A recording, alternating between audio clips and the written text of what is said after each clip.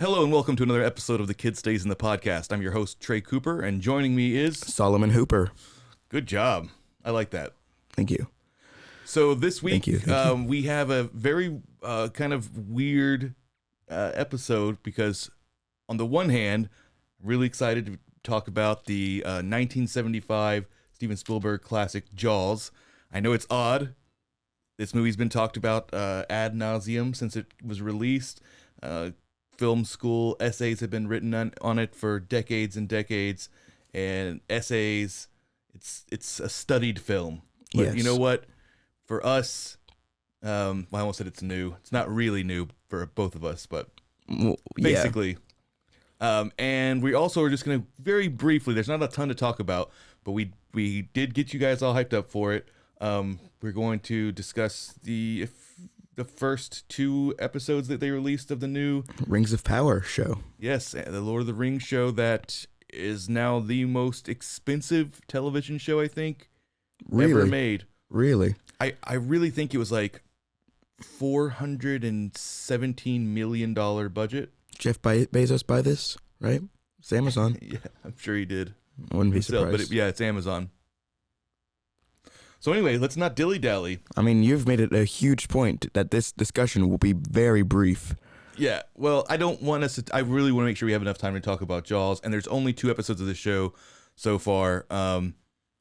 But yeah, so this Lord of the Rings show, it takes place in a weird... And if you don't know a lot about Tolkien, I'm not the person to ask, but I did do a little bit of research going in. Good job. So I think that the Lord of the Rings movies take place in what's called like the Third Age, Okay. and this show is set thousands of years before that in what is the Second Age. But it also kind of starts in the First Age, which is also thousands of years long, Yeah. if I'm not mistaken. So a lot of ground to cover to get us into the story. Yeah.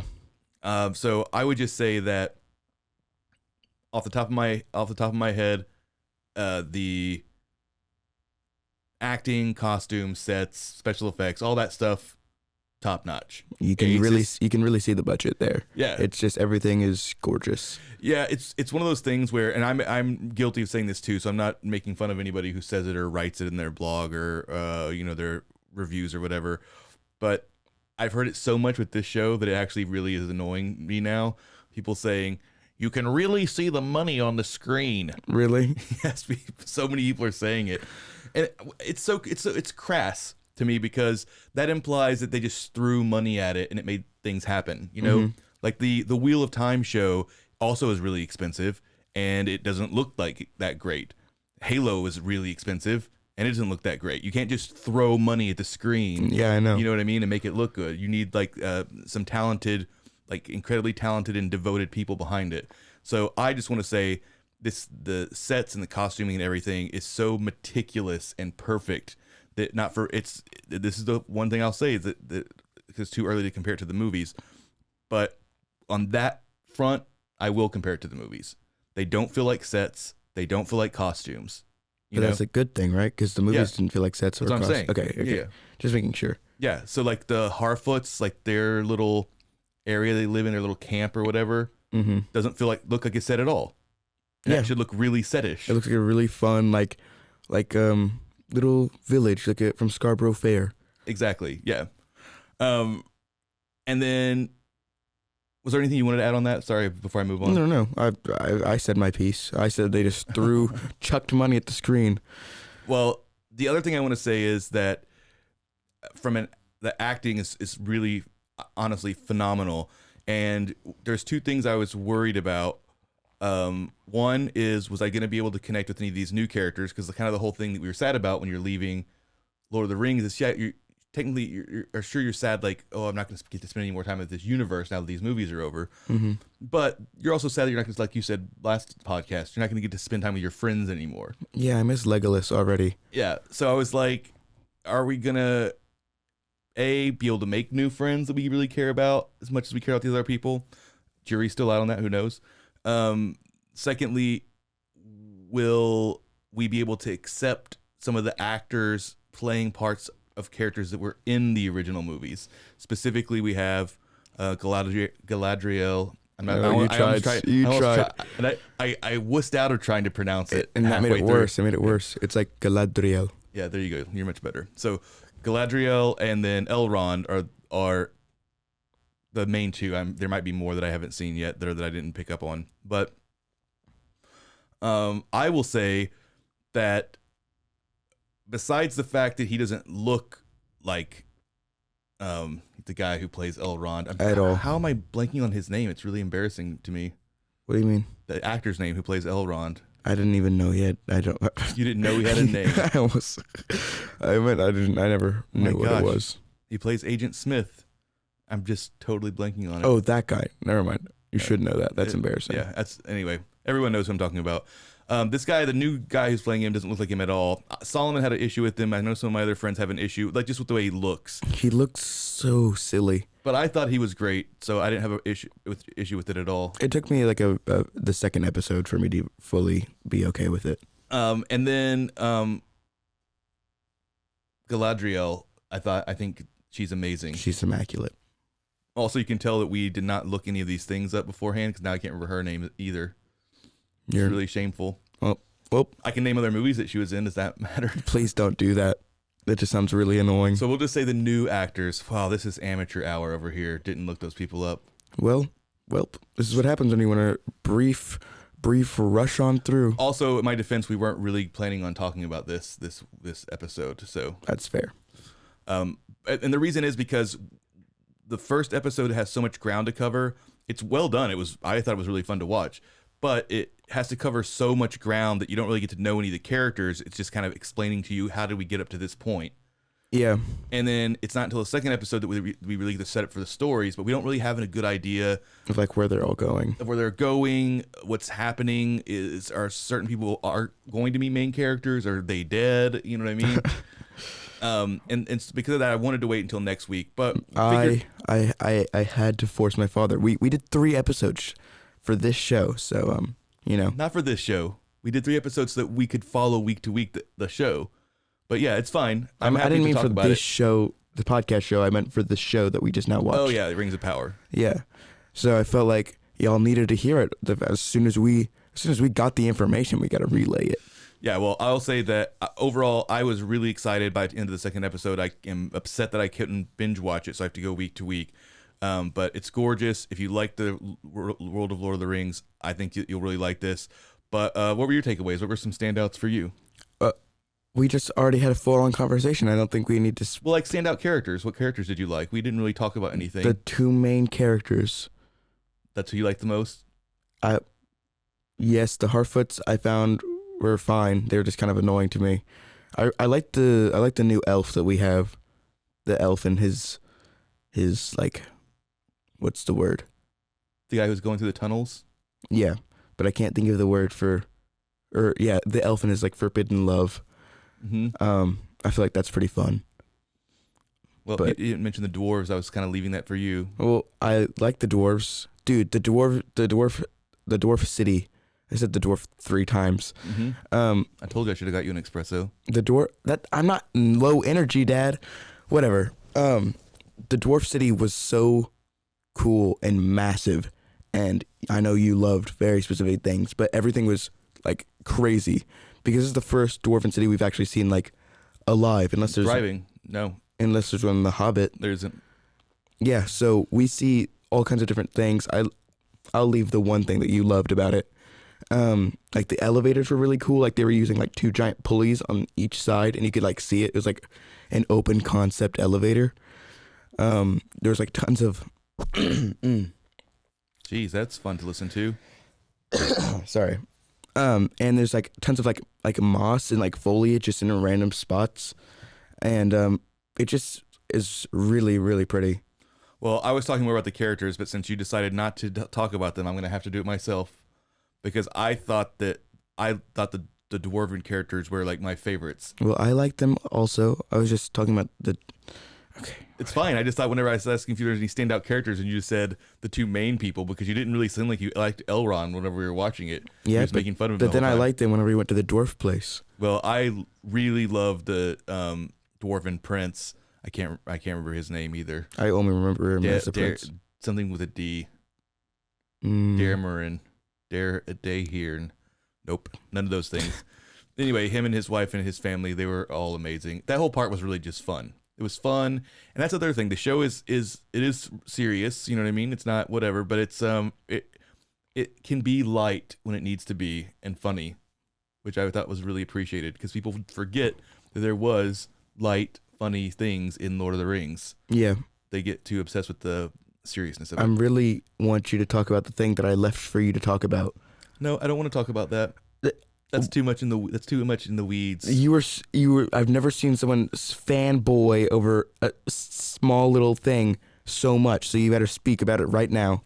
When I go into the Dwarven city, the thing that I thought was really cool, really neat detail, and this is why I said the thing about like throwing money at the screen. Yeah, it costs money to do these things. Well, that's not what I was saying. But if people just hurled money, like big globs of money, like spitballs at the screen, that doesn't mean you're going to necessarily get art or artistry. And this detail I just thought was so fascinating, where it was, you can tell, again, fully showing, not telling, right? Mm-hmm. Any other show would have been like explaining this to us. I'm burying the lead here.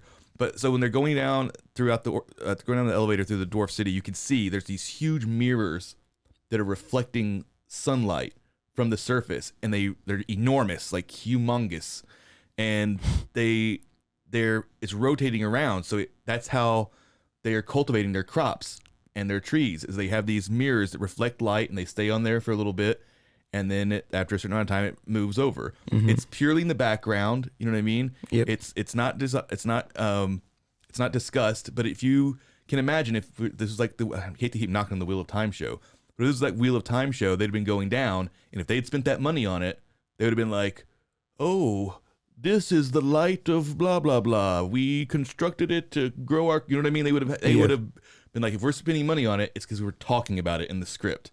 Yeah. If it's not talked about the script, nobody designs it, nobody thinks about it, nobody cares about it. Whereas I just feel like a lot of care was put into how the city was going to be constructed. I don't know if that's in the reference material that Tolkien wrote. It could be that he talks about how they did it. Mm-hmm. But whether it did or not, it's in there, and it was awesome. Well, I just want to say, that's not what I was saying earlier. I was just saying you could see that those huge sets do cost money. So I was saying they look really judging. nice. I said I wasn't judging. Well, I felt judged. Okay, I said that at the outset that it was just some people have been saying it so much. I had just said it, and then you said it. Said the thing. But I said it's because it's been so many people are saying it, and every single review, every single article is saying the same thing. Okay. Well, I'm sorry. Well, now look, we used an entire segment talking about Rings of Power, and now we're going to only have 2 segments to talk about Jaws. I think that's plenty of segments. I think that's more than enough segments. Well, we have about a minute and a half, so we'll do the intro so we can jump directly into the movie. Solomon never had seen Jaws before.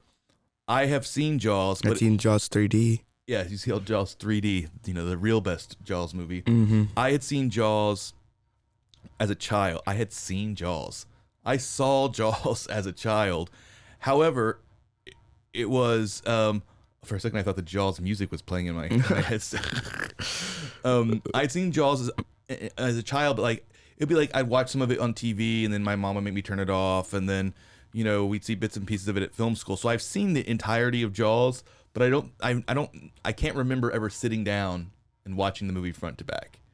So that's why I would like to say that this is a new experience for both of us watching this, and that's why, even though it's been out for 40 years now, something like that. 50. Yeah, 50 years. Came out in 75. Then it's been like, I thought you said it was his 50th anniversary. I thought it was, but when I was doing the math, it didn't make sense. Maybe it's its 47th anniversary then. Something like that. Either way, it's embarrassing to me, so that's why I didn't want to say, oh, it's my first time ever watching Jaws, because it really isn't, but it kind of is. Yeah, it's your first time sitting down and watching the full thing front to back. Yeah, not only is it embarrassing, it's like a film school graduate and a film. I was gonna say aficionado. I was gonna say lover. They all. Oh my gosh. But yeah, it's a weak spot, and I'm also a huge Spielberg fan. Yeah. And so it's always been a weird weak spot that I haven't sat down and watched it. So anyway. get excited because when we come back, we're going to be discussing a not very recent movie, Yeah. but one that if you haven't watched recently, you definitely should. Oh my gosh. Get excited. What a phrase.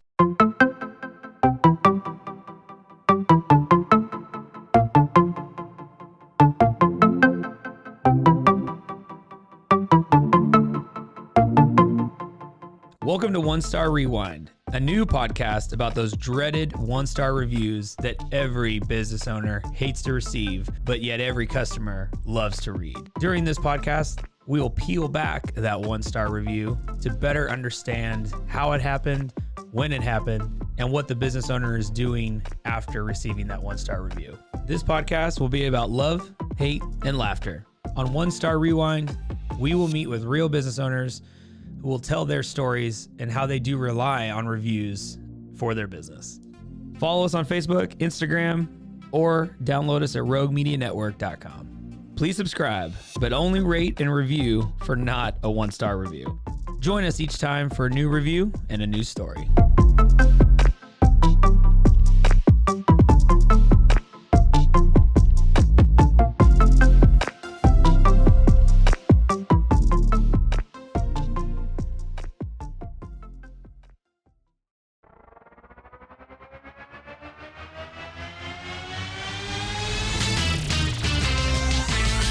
Pros and heroes. Gonna tell you about pros and heroes.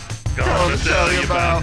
Hey, I'm Zach, And I'm Mike. and we have a fantastic new podcast to tell you about. Bros, Foes, and Heroes. It's the two of us looking into the world of comics, breaking down some characters that you may have never heard of, and some that are just absolutely ridiculous. Yeah, so Zach comes up with a character each time, and I go into it just completely blind. I don't know who this person is or what their abilities are or anything, and basically I guess we kind of go over their origin story and just some of the ridiculous stuff that maybe, especially Golden Age stuff. Oh, Golden Age stuff is always the best, and we will make sure to highlight all of the shenanigans and just absolute weirdness of everything. Yeah, that's right. So subscribe today and follow us on Instagram at Bros, Foes, Heroes. And if you don't, I know where you live. Not really, but please subscribe. Pros and heroes. Gonna tell you about pros and heroes. Gonna tell you about.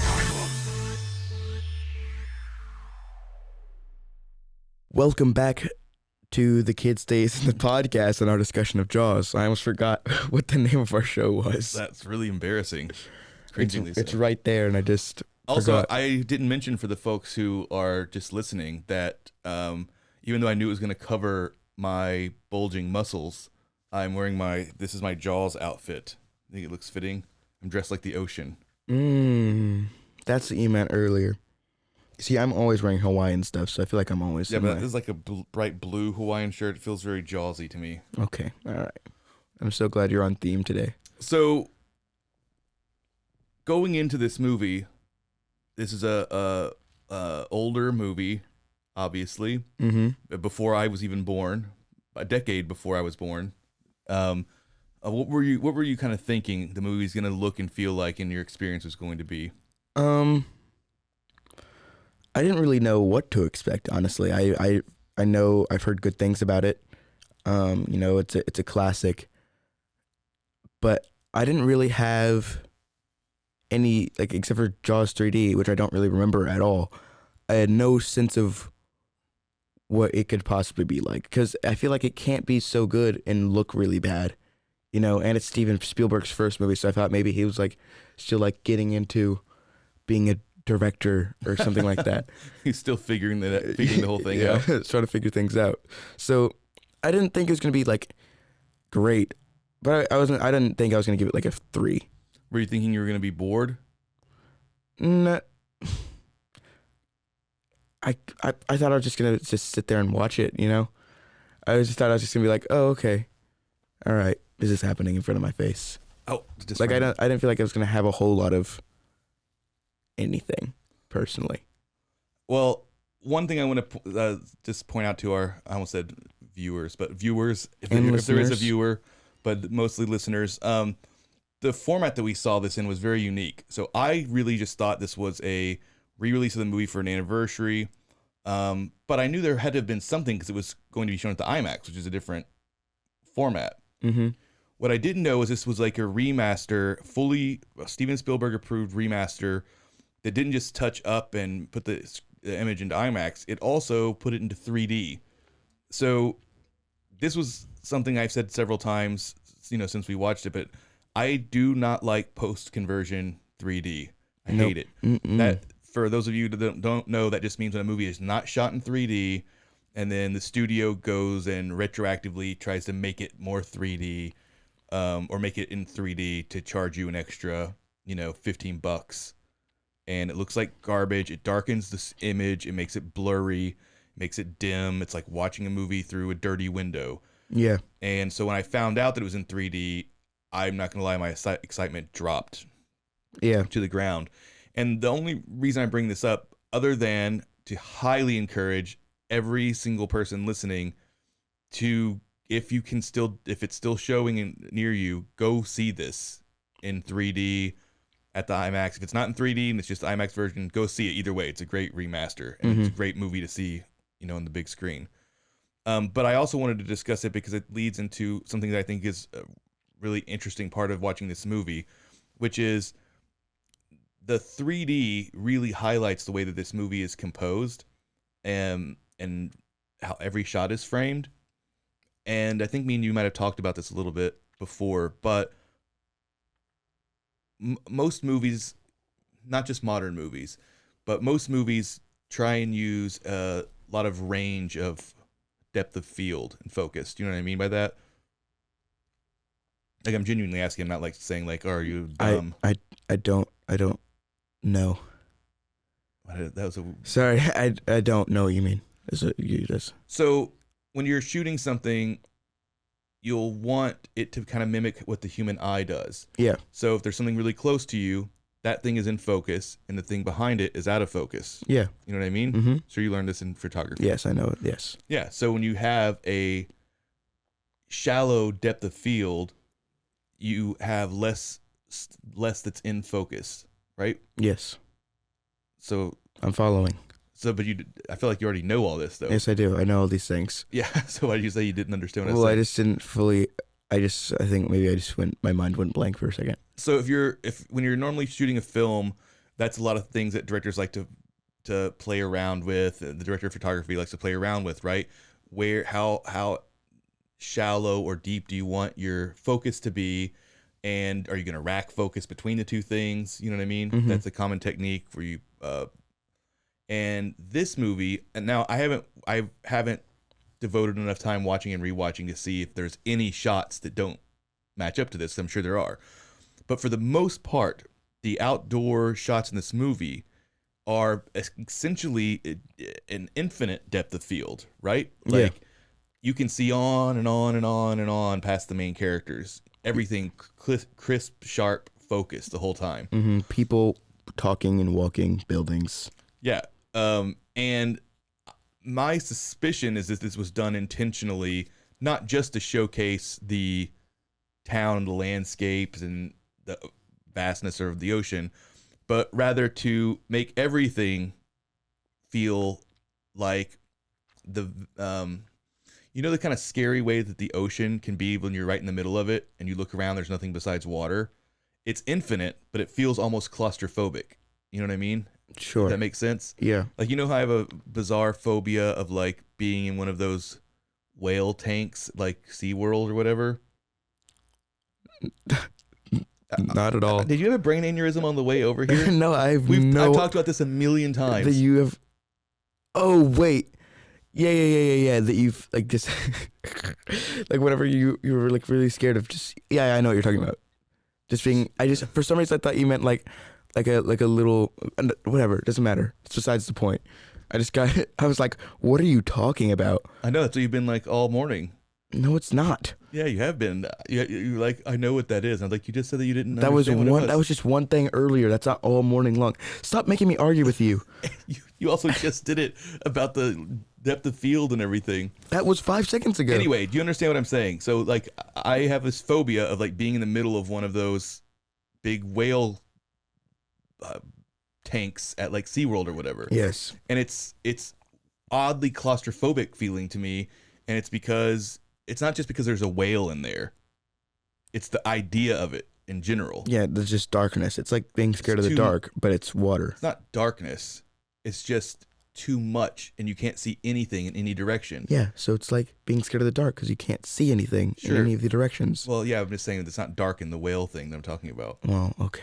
Anyway, so I really feel like that is one of the reasons why they chose to use this kind of almost infinite depth of field, is because there's something unsettling about it.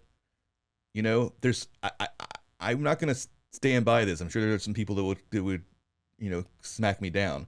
I mean, I'm not going to stand by if somebody argues with me. I'm going to stand by my theory right now, hardcore. Yeah. Because the one of the great things about the film is that there is this underlying sense of that something's not right throughout the whole movie. I mean, obviously we see somebody getting killed. Yep. But there's a feeling of dread kind of hovering over the whole picture, and it's not just because of the photography or cinematography, but I do think that is something that adds to it. It's not natural as a human being to just be able to see everything in focus. You know what I mean? It's not also the way we normally watch movies.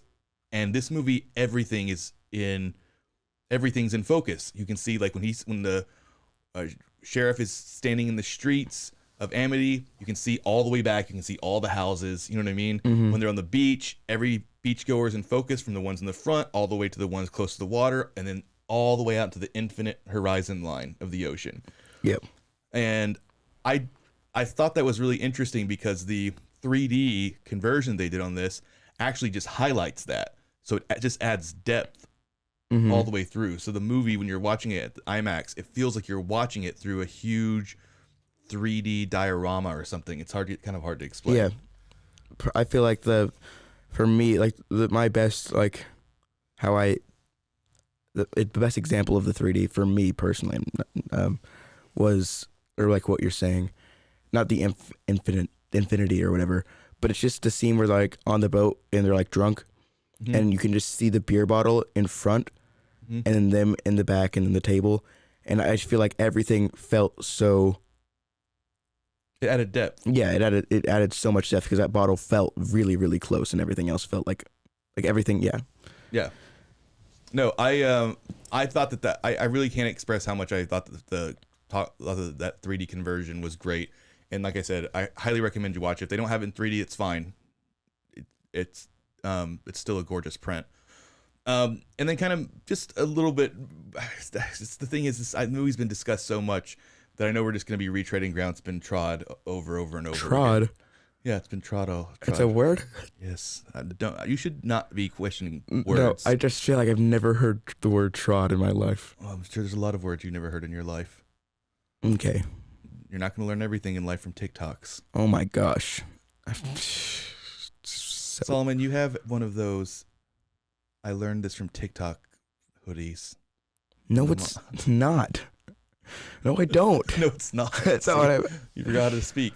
So before we move on from like the cinematography and stuff, it's so hard to though, but because I could talk about it for much longer. I wanted to continue talking about it. But yeah, what did you think about like, because this is technically Spielberg's, I think, first theatrical release. He had done a TV movie called Duel beforehand, but this is his first picture. What did you think about like his grasp of cinematic language? You know what I mean? His ability to frame shots, his ability to tie them together. You sound so annoying. Sorry. You said his grasp of cinematic language. I instantly was like, that was horrible. Sorry. But honestly, you're like, it was litty. It was goated with the sauce. That's what you want me to talk like? That you know, you're horrible. You're a horrible person.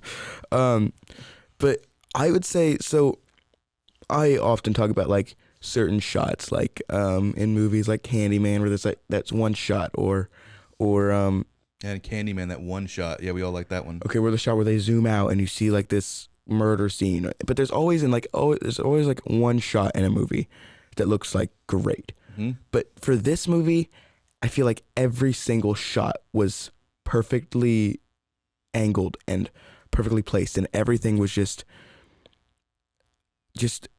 planned. Everything felt like every single action of the camera had a purpose, and it was gorgeous. This whole movie was absolutely stunning, and to quote you, way too gorgeous for a shark movie or a horror movie or whatever. I don't know if that's quoting me. You said, okay, it's not summarizing. Paraphrasing me. Paraphrasing, that's the word. Yeah. Thank you. So yeah, I just feel like this whole movie was chef's kiss for cinematography. Yeah, I mean, certainly the compositions for everything.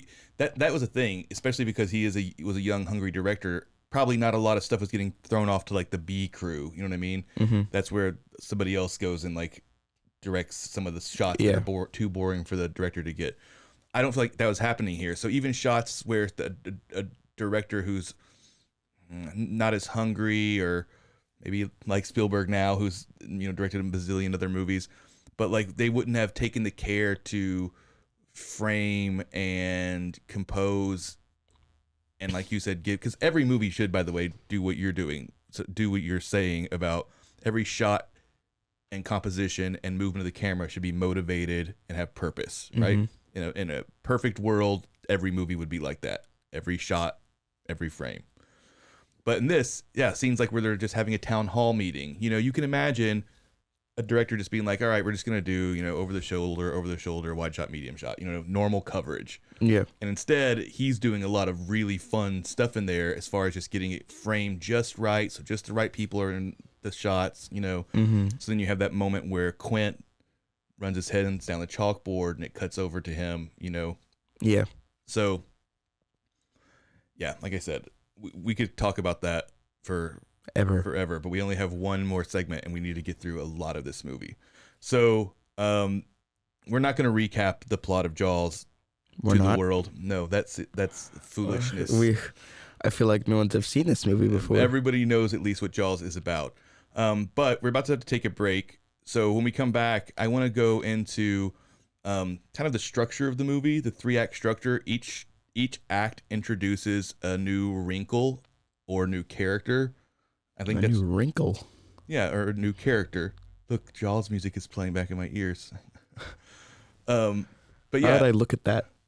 Sorry, but yeah, each act introduces a new character and a new kind of like wrinkle in the plot. Like the focus shifts each time, and kind of how that helps to keep the pacing going in this movie, because that's another thing that doesn't. I mean, it does get enough praise. It's praised all the time, but something that I just wasn't anticipating was that how pacey this movie was going to be. And how much of that pacing still works in a way that I cannot say about a lot of thrillers from 1975. Anyway, quick break to hear from our sponsors, and when we get back to finish up our discussion of Jaws. Hi, this is Sarah. And I'm Carter. And this is Some of Our Thoughts. We're two Southern sommeliers, and we want to share everything we love and know about wine. We started hanging out during quarantine and cooking and drinking and listening to music, and we just thought this would be a great way to bring everything we know to you guys. We will make wine knowledge and food pairings easy and approachable. So put on your favorite vinyl, grab your favorite glass of wine, tune into our show, and let's have some fun. Wine and vinyl. So check us out on roguemedianetwork.com or wherever you get your favorite podcast. We'll be talking about a lot. 911, what's your emergency? Do you hear that? It's coming from the house. It's coming from inside the house? Do you mean? Could it be? The Poltergeist. New from Rogue Media. Two haunted hotties talking about haunted places. Every episode, we dive deep into the darkest places and give you a bit of history.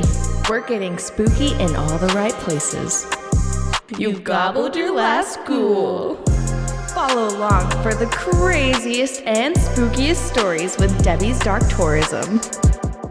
The Stanley Hotel, Winchester House, The Alamo, Hotel Monte Vista, and more spooky places. Find us at _Poltergals. POLTERGALS. Look over your shoulder. It's us, The Poltergals.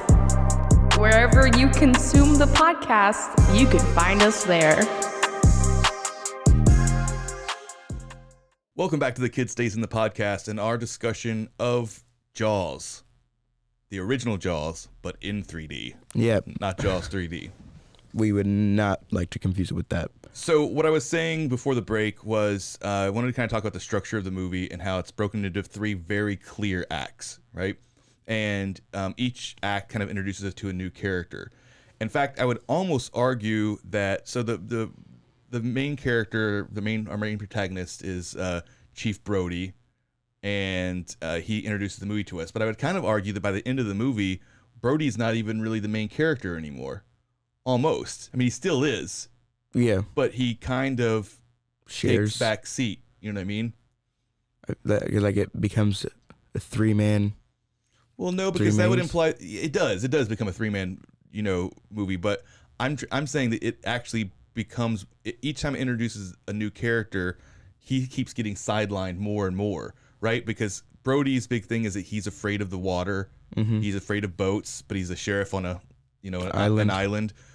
So as the movie is forced to move further and further onto boats and onto the water, he is kind of not able to be as helpful. Sure. So how would you break down these 3 acts? Let's see if we can do it quickly. Why would you make me do this? Not this? a synopsis of them, but what would you say are the inciting incidents of each of the acts? I don't really know how the first act ends. Would it be? I feel like the first act. Okay, the start of the first act is the girl dying, the first death of the movie, and then it's it's kind of like a detective thing. We're like trying to figure things out, and we want to like close the beaches or whatever, but it's like, oh, it's not gonna make us any money right before the 4th of July. I can't do that. Okay, we don't need the plot. We got the plot. Yeah. Okay, and then. Sorry. And then it's like. Then the kid dies, and then I feel like that's whenever the movie. That's when the second act starts. What's the kid's name? You're not gonna name all these people. You're just naming them the girl, the kid. So sad. Well, do you know their names? Tell them. Speak up. It's like speak loud. Finny Mitz Muffin. Yeah. Mm-hmm. I feel like it's like Danny. Finny Mitz Muffin. You have a lot of time. All right. So then the little we have boy a second act, and that's whenever I feel like once that little boy dies, that's when the movie starts ramping up. I'd say. You know what I mean?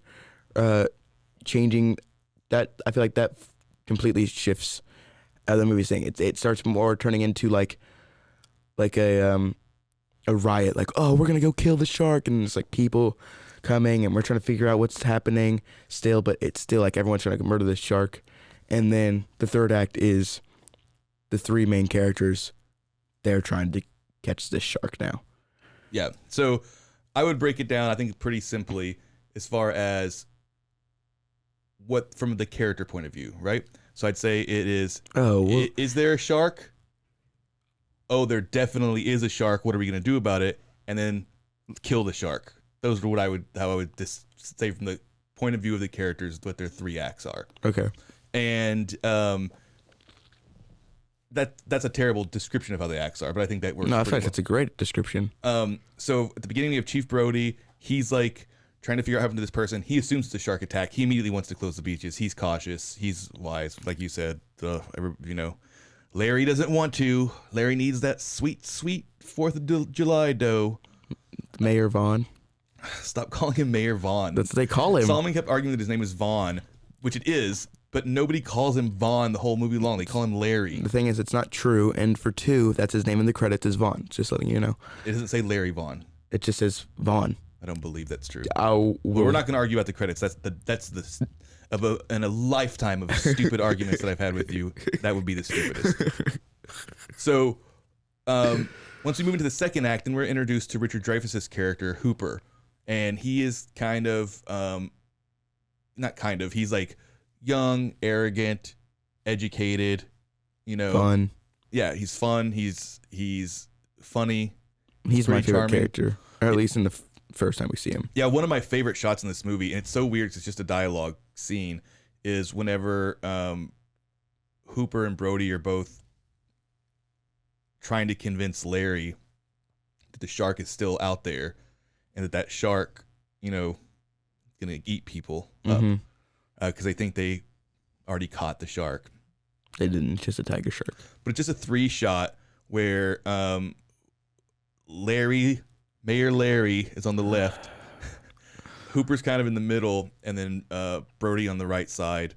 And so it's mostly Hooper is walking back deep into the frame and then forward, and then side to side is kind of Brody moving, and they're all constantly switching places in space, all in front of this big defaced billboard for Amity that has, someone spray painted a shark or whatever on it. Yeah. Anyway, just go watch the movie, and then when you see the scene, you'll know it. But it's hard in a podcast to describe a visual like that. It's just incredibly composed for just a conversation shot. Yeah. And then as we move through the research, finding out what the shark is, whatever, we move fully into the shark is now struck again. They're not able to contain it. Also, I know this is dumb to say because this is considered one of the scariest movies or whatever thrillers. The suspense sequences in this movie, like in the second act, whenever Hooper goes snorkeling underwater to check the hull of that boat, they were so suspenseful to me that I was astonished. Like, I thought I was going to enjoy the movie, but I thought it was going to be from like a more intellectual standpoint. Yeah. I was not expecting it to grab me like a thriller and work me the same way it probably worked audiences in 1975. It's crazy how this movie will, how well this movie is aged, and it will probably live forever, because I can't even think of any problems. It can't age. It's already, everything about it is perfect. So it's gonna live forever. Well, did you find it to be like a taut, suspenseful thriller? Dude, I actively jumped like 3 times in the movie because of how scared I was. Yeah. And I've seen a lot of horror movies. And a lot of shark movies. And this movie is 50 years old. Mm-hmm. So just, I am shocked. Yeah. I was just really surprised at how much the movie was working me the whole time, and I was more expecting to just be kind of analyzing it. Yeah. But yeah, getting us through that second act, then we go and we meet Quint. We met him earlier in a bit of foreshadowing, and this is played by the great Robert Shaw, whose accent only comes out a couple of times, but for the most part, he's absolutely crushing the role of Quint. And at this point, the movie turns into a 3-hander, but I still would argue that Brody kind of is pushed a little bit aside. You know what I mean? Not that he's not in a lot of the shots or whatever, but he can't really do much besides, chum the waters and occasionally help with a rope, learn how to tie a knot. So he's definitely a part of this now 3-person ensemble. I actually, though, I'm gonna not go out on a limb. I don't think anybody would really argue with this. It's just kind of a overly cute way of saying it. I'm gonna argue it's not a 3-person. I'm gonna argue 5 characters at the end. 5 major characters. Quint, Brody. Are you gonna say the shark? How many would that make? 4. Hooper. Bruce, the shark. My gosh. Who's the 5th? The orca. The orca? Clearly a character. You don't agree? Who's the orca? The boat. The boat. You're joking, right? I'm not joking. You just forgot how many characters were in there, and you meant to say 4. No, I'm not joking. You meant to say considered- 5. yeah. You consider the boat to be a character. Yep, I do. Why? Everything about that boat, like, well, now I can't think of another word to use, but that boat itself has so much character, so much personality. It's so much of what people remember when they think of Jaws is that boat, and the line about how it's not big enough. There is, and like the whole time, the boat is what's being mauled instead of the humans, until eventually it, goes too. But I think that the boat is the hidden Character. 4th character. I could not include the shark, so I had to make it 5. I was just going to say 4. But obviously, yeah. You're such a goober. I The stand boat by it. is not a character. I stand by it. That's like saying, like, in a disaster movie that all the houses are characters because Nope. the houses are getting destroyed and not the people. No, but I think that in like a movie like The House on Haunted Hill or The Haunting, then the house absolutely I would consider a character. We're literally doing a show right now where a haunted house is a character. That is because the house is literally a character. But the person wrote it because in the haunted house itself is as much a character in the movie as the people being haunted. Anyway, we're talking about Jaws here. Yeah, and you're talking about boats and how houses are alive. So anyway, what did you think about that like 3rd act? I mean, like, as far as like, how did it work for you as just the movie's been escalating tension, and then this movie is now them thinking they're hunting the shark. Or maybe they're getting hunted by the shark. Exactly. I mean, teed you up there, but yeah. Wow. Okay. I feel like I liked the 3rd act, but I feel like it was my least favorite act. Really? Yeah. That's okay. Personally. Like, it was fun. There was certain moments that I really liked. And it's not that it wasn't suspenseful or scary. I enjoyed it. But I feel like I enjoyed it more whenever people were still trying to figure it out. And it felt more like a detective, and it was like, oh, this is fun, and this new character's funny. And I feel like it was just more, it was funnier. And I know that's like, and then the 3rd act was just really dramatic with a lot of like. Dramatic. They get drunk and sing sea shanties. They compare all of their scars. Yeah, that was fun. Hooper makes all those faces at Quint because he gets mad at him because he bosses him around. Yes. He thinks he's smarter. Yes, I know, and that was really funny. But I'm not saying this act wasn't funny at all. Like I said, That's a funny thing to complain about in Jaws. The 3rd act it wasn't as funny as the first 2 acts. well, I know, but I feel like the first 2 acts were like light, and it was still like really interesting. Light? Yeah. I would not say that they were light. They were lighter. A child gets eaten by a shark. You're always holding that over my head. Children getting eaten by sharks happen all the time. This is weird. I don't understand now. Now your whole intellectual dissection of this movie is falling apart. No, I'm just saying, like, I feel like, I'm not saying that the problem with the movie was it wasn't funny enough. I'm just saying I feel like the 3rd act, I'm not saying I didn't like it. It was a good act. It was good. I'm not saying it's bad or anything. I'm not saying it's not great. I'm just saying I liked the other 2 acts more. Okay. But it was still enjoyable, and everything still worked the exact same. Suspense was great. The dramatic scenes were good. Like, the speech was good, even though I was tired. Distracted. Everything about the 3rd act was great and interesting. But I was just saying that I liked the first 2 acts more. Well, what I really liked was that Spielberg just drags tension out of everything in that act, the 3rd act. Like, it's not just, and this is when a lot of shark movies make mistakes on, it's not just the shark attacking the scenes that are scary, or when you think someone could fall in the water that's scary. Everything that's happening is dangerous. You know what I mean? Whenever because Brody doesn't know his way around a boat. Brody. I said Brody doesn't know his way around a boat. Sounded like you said Birdie. So no, Brody. So like there's scenes where he accidentally unties things and they go flying across the deck, or whenever he ties them in the wrong spot and that guy's legs almost get broken. You know what I mean? Mm-hmm. And there's jibs swinging around and almost chopping people's heads off. You know what I mean? Like everything that's happening on this boat is dangerous, on top of the fact That there is a shark. There's a giant shark attacking them. Mm-hmm. And we're almost out of time, but I'd be just really quickly, I want to point out another thing that shark movies just don't get right that this movie does. Even though you can see the cracks in Bruce, which is the nickname the crew gave to the shark, the mechanical shark, and it always was breaking down, it still feels real and huge and has a presence. But besides that, it's the way that Spielberg shoots the characters' deaths that make them more impactful.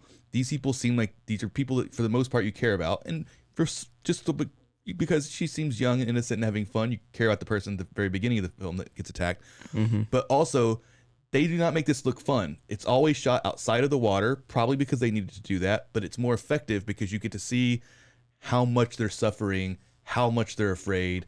You can see it on their face. You know what I mean? Mm-hmm. That to me is the saddest part of when Quint dies, is he doesn't get to die, even though he's being a Billy badass and whacking the shark with the machete.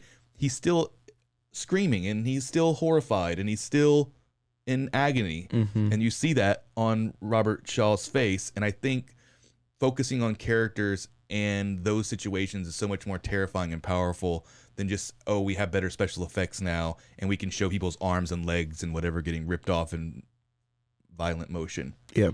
Anyway, we may do a follow-up podcast and go do a deep dive, get a guest on here, and do some more Jaws later on in the year. But that's all the time we have for today. I just want to say I absolutely loved this movie. I know it's a cliche, but I literally wanted to call everybody and be like, have you ever heard of this movie, Jaws? It's like one of my favorite movies now. I'm not going to lie, of all time. So, yeah.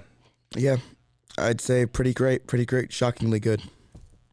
Shockingly good. I was shocked. All right. Thanks for tuning in. Until next time. Goodbye. Follow us on Instagram at The Kid in the Pick and on RogueMediaNetwork.com. Until next time.